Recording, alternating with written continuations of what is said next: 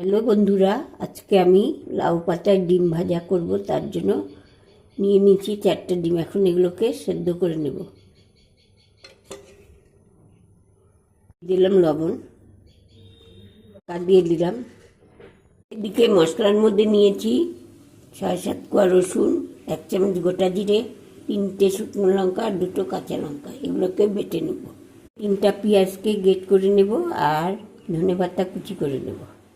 এখানে মশলার মধ্যে গ্রেট করা পেঁয়াজ, ধনেপাতা কুচি আর জিরে বাটা মশলা, হলুদ 1 চামচ, অনুযায়ী লবণ, সরষের তেল, ওকে ভালো করে মিশিয়ে নেব। একটা করে লাউ পাতা নেব, শির কেটে নেওয়া লাউ পাতা, মশলা,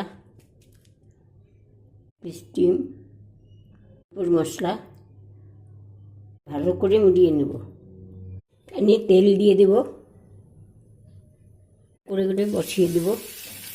সবগুলোকে বসিয়ে দিলাম, ঢাকা দিয়ে দেব, ওকে উল্টিয়ে দেব।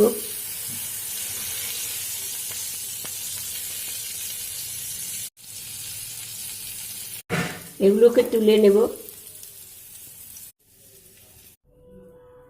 হয়ে গেল আজকে ডিমের রেসিপি।